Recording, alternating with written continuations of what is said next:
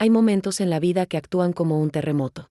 No solo sacuden tus cimientos, redibujan por completo tu topografía interior, creando una falla geológica que separa para siempre el antes del después. Para mí, ese cataclismo no fue un sonido, no fue una imagen que me cegó. Fue una combinación brutal de textura y olor, una sinestesia del terror.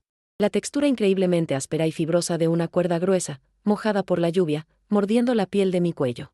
Estaba tan apretada, tan implacablemente justa, que cada latido frenético de mi corazón contra mis costillas se sentía como el último esfuerzo de un pájaro enjaulado intentando escapar. Y el olor, esa noche descubrí que el miedo absoluto tiene un aroma propio. Es una mezcla densa y nauseabunda del aroma a tierra mojada, a la descomposición dulzona de las hojas caídas, y algo metálico y agrio, como el sabor de la sangre en la boca. El olor de mi propio pavor. Estaba inmovilizada, con la espalda presionada contra la corteza fría e irregular de un árbol, en una oscuridad tan profunda que parecía tener peso, parecía sólida. En mi mente, un único pensamiento se formaba, repitiéndose en un bucle infinito: así que es aquí. Es aquí, en este pedazo de nada olvidado por el mundo, donde mi historia termina. Pero entonces, en el silencio entre un latido y otro, una voz. Una voz minúscula, venida del lugar más profundo de mi alma, una brasa que se negaba a convertirse en ceniza. Susurró con una claridad y una fuerza que yo no sabía que poseía: esto no es un fin.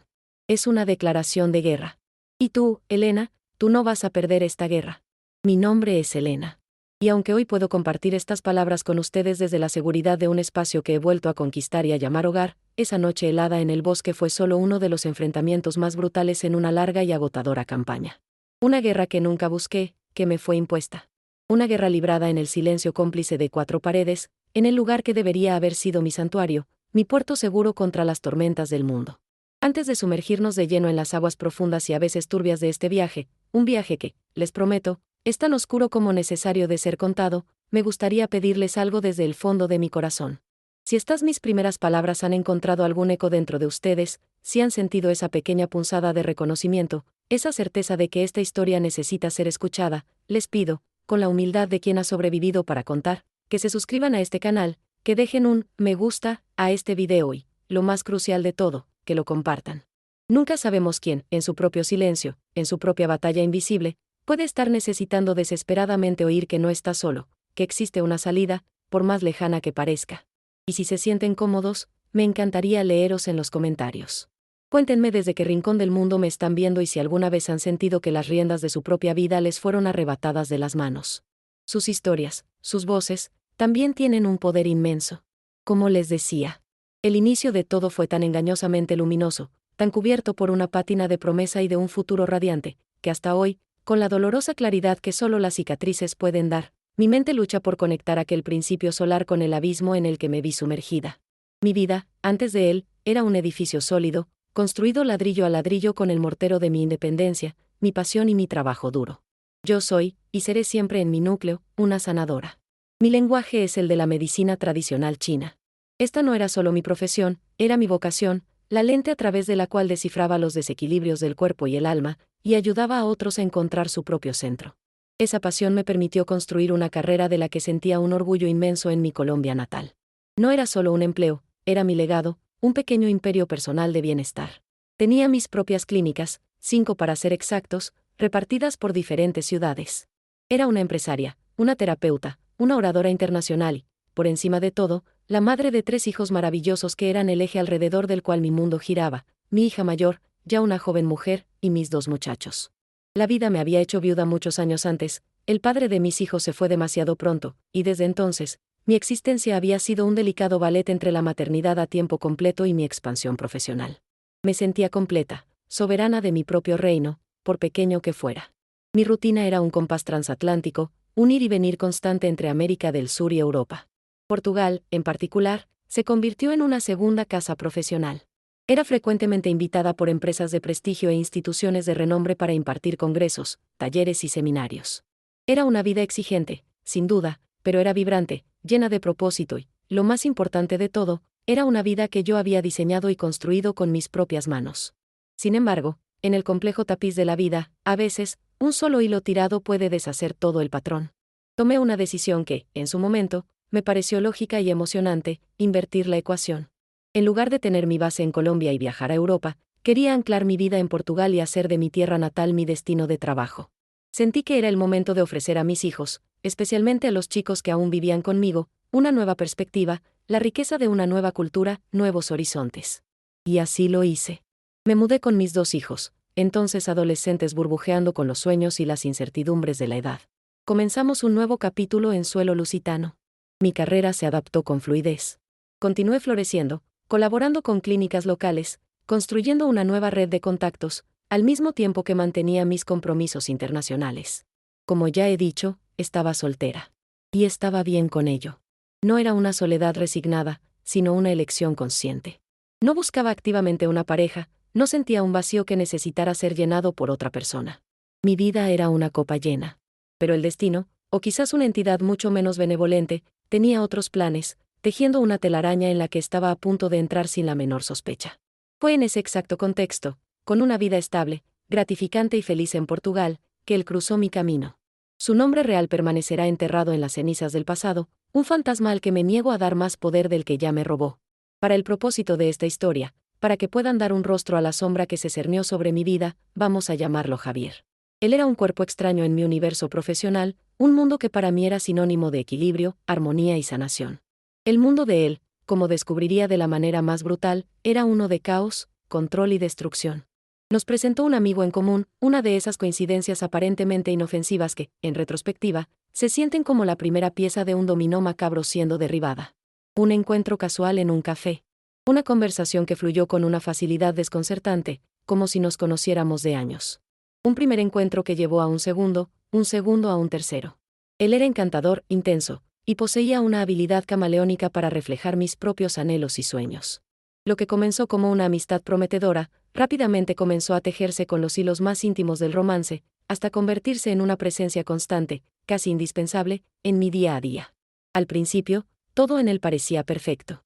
O, para ser más exactos, me esforcé por creer que era perfecto. Después de tantos años navegando sola las aguas de la vida, mi radar para las dinámicas de pareja estaba, lo admito, completamente descalibrado. Notaba, por supuesto, las señales. Javier era un hombre de una intensidad volcánica. Esa misma intensidad que me atrajo inicialmente, también tenía un lado oscuro, un filo de navaja. Era propenso a cambios de humor súbitos y dramáticos, a un estrés que parecía corroerlo por dentro, como un ácido. Pero yo, con mi predisposición crónica a sanar, a arreglar lo que está roto, lo justifiqué todo. Compartía conmigo fragmentos cuidadosamente editados de su pasado, historias de dificultades, de traiciones de antiguos socios y exparejas. Y yo, en mi ingenuidad, usé esas historias como ladrillos para construir un pedestal de victimización para él. Me repetía a mí misma como un mantra: Elena, tienes que ser comprensiva. Ha sufrido mucho. Es normal que esté a la defensiva. Está pasando por una fase complicada. Estaba tan desacostumbrada a la dinámica de una pareja que asumí que la extrañeza que sentía era mi propia torpeza, mi falta de práctica en el arte de convivir. Y así, con esa lógica defectuosa, empecé a ceder. Abrí la primera puerta, luego la segunda, sin darme cuenta de que le estaba entregando las llaves de mi propia fortaleza. Cada concesión era un centímetro de terreno perdido en una batalla que ni siquiera sabía que estaba librando. Nuestra vida juntos tomó forma en una finca alquilada. Un lugar idílico en el campo, una casa rodeada de verde, de silencio, del canto de los pájaros. Parecía el escenario de un cuento de hadas, la materialización de una vida tranquila y conectada con la naturaleza. Pero los cuentos de hadas, a veces, son solo la fachada de las historias de terror más crueles. Los primeros 6 meses de nuestra relación, antes incluso de que ningún papel legal nos uniera, fueron el prólogo de la pesadilla. La sirena de alarma comenzó a sonar, primero como un susurro lejano y luego como un chillido ensordecedor que yo, inexplicablemente, elegí ignorar. Mi trabajo, la columna vertebral de mi identidad, se convirtió en el primer campo de batalla. Los viajes a congresos, las charlas, el simple acto de interactuar con mis colegas, todo empezó a ser un problema. La erosión de mi libertad fue un proceso gradual, metódico, casi científico en su crueldad. Empezó con comentarios que parecían nacer de la preocupación. Mi amor, ¿de verdad es necesario que vayas? Con todo el estrés que tienes, quizás deberías descansar. ¿O no podrías dar esa conferencia por videoconferencia? Así no te cansas tanto. Yo, en mi ingenuidad, lo interpretaba como cariño. Luego, el control se disfrazó de negociación. Claro que puedes ir, cariño. Pero, por favor, después de la charla te vienes directamente a casa. No te quedes a socializar, sabes que te echo de menos. Y finalmente, las negociaciones se convirtieron en prohibiciones directas, en ultimátums. Ya no se me permitía hacerme una foto con un grupo de asistentes. Una simple foto grupal era, para él, un acto de coqueteo intolerable. Y recibir una llamada telefónica de un colega para discutir un caso clínico o felicitarme por mi ponencia se transformaba en una escena inquisitorial. En su mente paranoica, cada profesional que se acercaba a mí no lo hacía por mi intelecto o mi experiencia, sino porque albergaba un deseo oculto de seducirme. Mi mundo profesional, una fuente de orgullo y realización, fue sistemáticamente envenenado, etiquetado como un nido de amenazas y tentaciones. Mi universo, que una vez fue tan vasto como mis ambiciones, comenzó a contraerse, a encogerse hasta caber en el puño de su mano controladora.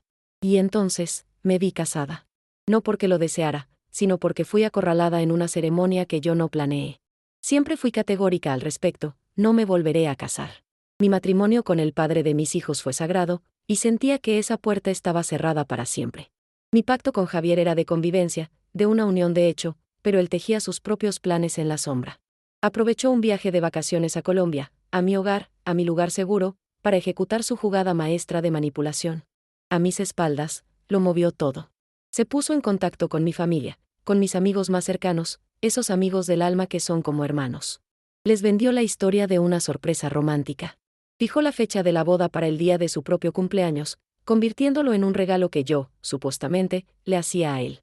Pagó los documentos, reservó el lugar, eligió a mis amigos de la infancia como testigos.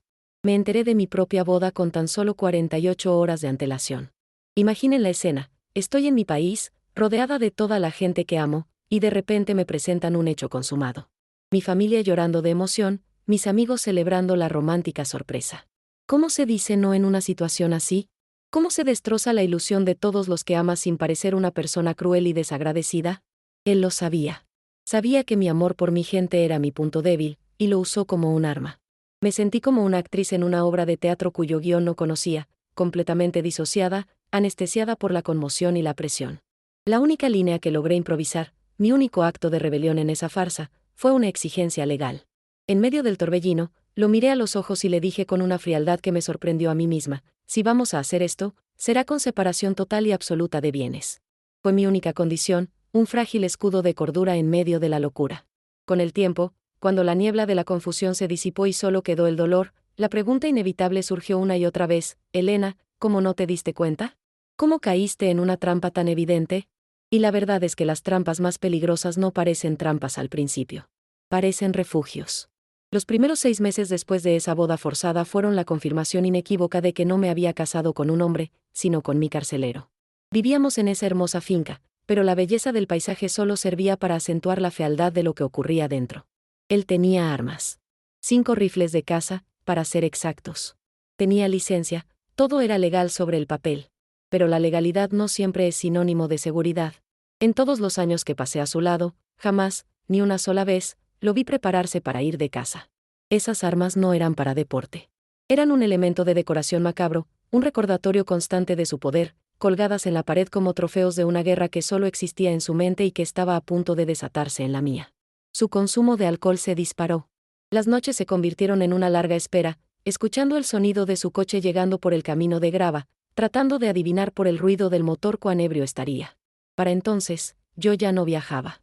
Mi universo se había reducido a la finca y a los viajes esporádicos a Oporto para ver a mis hijos, quienes estudiaban allí. Pero incluso ese derecho fundamental, el de una madre a ver a sus hijos, se convirtió en un privilegio sujeto a su voluntad. Solo podía ir si él me llevaba. Si él no estaba de humor o no tenía tiempo, yo no iba. Punto. No importaba si uno de mis hijos estaba enfermo o me necesitaba. Su control era absoluto. Las discusiones, al principio, giraban en torno a esa jaula invisible. En esa fase, la violencia aún no era física. Era sonora, era ambiental. Era el estruendo de una puerta azotada con tal fuerza que parecía que los marcos iban a desencajarse. Eran los platos de la vajilla, una que yo había elegido con esmero, convertidos en añicos contra la pared de la cocina. Recuerdo perfectamente la sensación de barrer los trozos de cerámica, pensando que cada fragmento era un pedazo de mi propia vida que se rompía. Teníamos una chimenea imponente en el salón, y se convirtió en su vertedero de ira. Lo veía, con los ojos inyectados en sangre por el alcohol, lanzar una copa de vino, a veces la botella entera, directamente a las llamas. El cristal explotaba en un estallido violento, y el vino, al contacto con el fuego, creaba una llamarada súbita y dramática. Y yo, sentada en el sofá, me quedaba petrificada, sin poder mover un músculo. El cuarto de baño se convirtió en mi único y precario refugio. Me encerraba allí, no para disfrutar de un baño relajante, sino para huir de su presencia. Pero la paz duraba poco. Escuchaba sus pasos tambaleantes por el pasillo, luego los golpes en la puerta. Elena, abre esa maldita puerta. Si no obedecía al instante, la emprendía a golpes contra la madera, hasta que la cerradura cedía. Reventó la cerradura tantas veces que al final dejamos de arreglarla.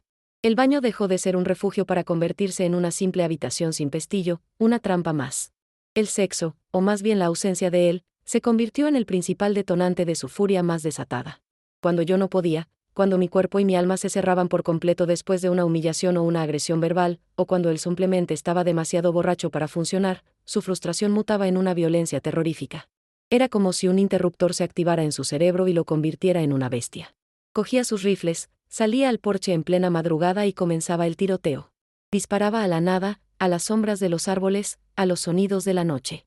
El aire se llenaba del olor a pólvora y del estruendo de las detonaciones. Yo, acurrucada en la cama, me tapaba la cabeza con la almohada, temblando incontrolablemente, rezando para que la munición se acabara pronto. Y la violencia, como un virus, mutó. Evolucionó. De romper objetos, pasó a romperme a mí. Primero, mi espíritu. Luego, mi cuerpo.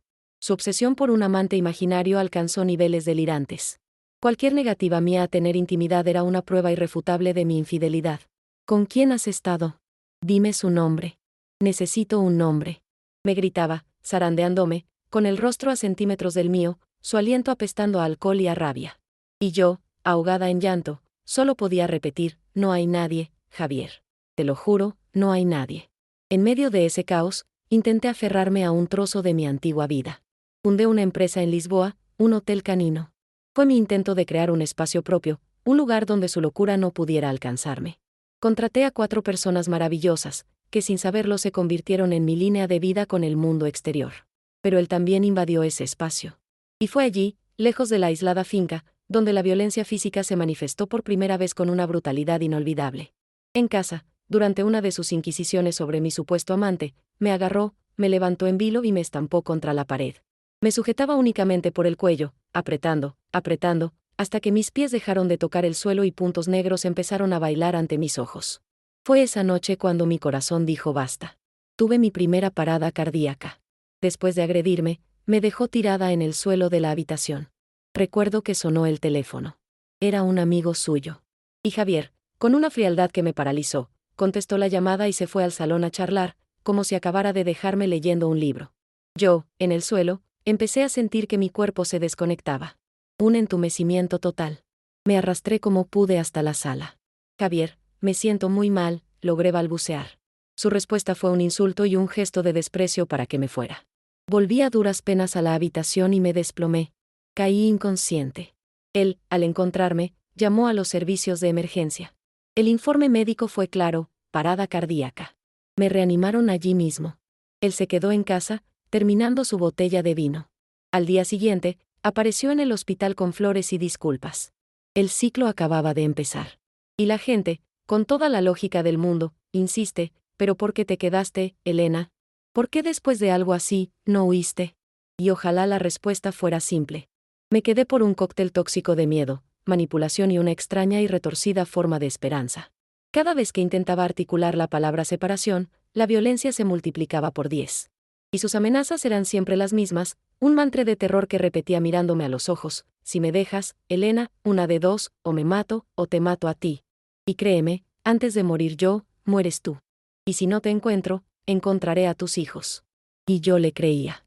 Porque había visto la oscuridad en su interior, había sentido su capacidad para la destrucción en mi propio cuerpo. Mi historial médico de esos años parece el de una combatiente de guerra. 9 paradas cardíacas. 9 veces mi corazón se detuvo. 2 cirugías cardíacas, 2 ablaciones para intentar reparar el daño que el estrés y el terror constantes estaban causando en mi sistema eléctrico cardíaco. Recuerdo la primera cirugía. Un procedimiento de 4 horas. Salí del hospital con órdenes estrictas de reposo absoluto. Mi hija postiza, Isabela, la hija de él, y su esposo me llevaron a casa. Isabela es un alma valiente, una guerrera que ha luchado contra el cáncer 4 veces y que, a pesar de ser su hija, siempre fue mi aliada. Ella sabía, Ella había visto la sombra de su padre toda su vida. Se fueron, y apenas 2 horas después de mi llegada, él entró en la habitación. Vamos, quiero estar contigo. Le supliqué, le mostré las indicaciones del médico. No le importó. Me violó esa misma tarde, recién operada del corazón. El dolor físico era insoportable, pero el dolor del alma, ese era infinito. Era la aniquilación total de mi ser. Mi única vía de escape, mi única ventana al mundo, era mi trabajo en el Hotel Canino. Mis empleados, especialmente una mujer portuguesa fuerte y directa a la que llamaré Sofía, se convirtieron en mis ángeles guardianes. Sofía empezó a notar los moratones, las marcas de dedos en mis brazos. Al principio yo inventaba excusas, pero un día, Javier perdió el control en la oficina delante de ella. A partir de ese momento, Sofía se convirtió en mi protectora. Se interponía entre él y yo, lo enfrentaba con una valentía que yo había perdido. Su crueldad, además, se extendía a los animales. Descubrimos que maltrataba a los perros durante los entrenamientos. Sofía y yo lo confrontamos. Esa noche, en casa, pagué el precio de esa osadía. Fue una de las peores noches. Me golpeó, me amenazó con el arma, y culminó su tortura de una forma que me marcó para siempre. Mientras yo dormía, o fingía dormir para que me dejara en paz, cogió unas tijeras y me cortó un gran mechón de pelo desde la raíz. Despertar y sentir ese vacío, ver mi pelo en el suelo, fue un acto de deshumanización tan profundo que me dejó sin palabras. Su justificación fue escalofriante: ya estás casada. No necesitas estar guapa para nadie más. En medio de todo ese horror, hubo un punto de inflexión. Otra noche de violencia extrema. Él, borracho, disparando por la ventana. Yo, acurrucada en un rincón, esperando el amanecer. En un descuido suyo, logré tomar mi teléfono. Llamé a Sofía. Ven a buscarme al portón. Ahora. Salí de casa con lo puesto, en ropa de dormir, en una noche gélida. Corrí como si mi vida dependiera de ello, porque dependía. Me refugié en su casa. Pero el terror me siguió. Al día siguiente, descubrí lo que había hecho. Había entrado en mi oficina, había accedido a mi ordenador y había encontrado vídeos. Vídeos íntimos que había grabado en secreto mientras me agredía. Y estaba enviando capturas de pantalla a mi familia en Colombia. A mi hermano, a mi hija. Con un mensaje que decía que yo era una prostituta y que lo había abandonado para irme con un amante. Mi familia entró en un estado de shock. Mi abuela tuvo que ser ingresada de urgencia. Y yo, para protegerlos, para detener esa hemorragia de dolor a distancia, tuve que volver. Fue entonces cuando decidí que la próxima vez que huyera, sería para siempre. Comencé a trazar un plan en secreto. Vendí mis empresas. Con el dinero, diversifiqué. Compré una autocaravana, una moto, activos que pudiera mover. El resto, una suma considerable que representaba el trabajo de toda mi vida, lo deposité en 3 cuentas de ahorro a largo plazo. En una de sus agresiones, me obligó a firmarle un poder notarial completo sobre todas mis cuentas bancarias. Ingenua de mí, pensé que podría limitarlo de alguna manera, pero el poder que firmé bajo coacción le daba acceso total a todos mis fondos. Qué equivocada estaba. La siguiente huida fue definitiva. Esta vez, a casa de Isabela. Me fui con lo puesto, dejando atrás toda mi vida material. Estuve allí escondida 4 meses. 4 meses de un infierno psicológico. Apenas podía retener la comida.